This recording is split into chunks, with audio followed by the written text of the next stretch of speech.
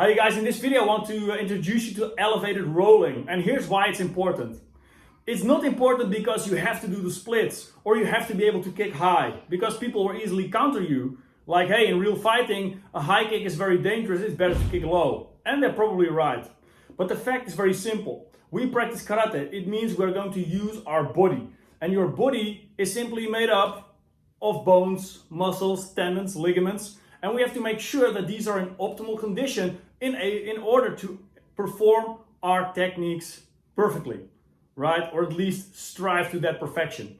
So if you don't foam roll, I am guaranteeing you, if you practice regularly, you have a lot of stiff areas that you need to address, right? So in other videos, I showed you foam rolling, and for example, here's one that you can roll the inside of your leg, right?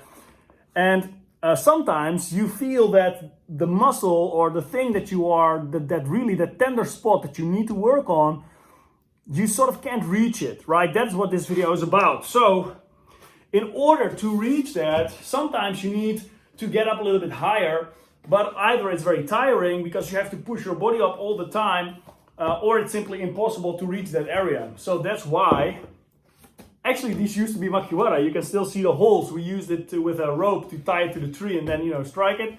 But anyway, now it's for elevated foam rolling. So what do you want to use? 2 or 3? In other words, you can vary the height.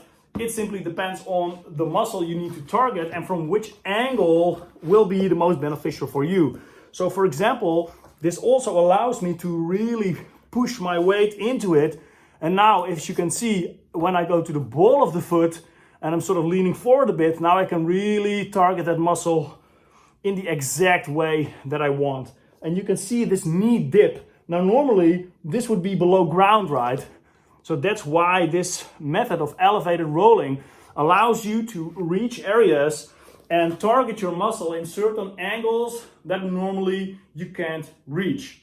All right, so that's elevated rolling, guys. There's nothing special to it, but it is a good way, it is a smart way if you have, for example, these, to make sure that you go 1, 2, 3, and then find out which height, which angle, how far you need to lean or whatever.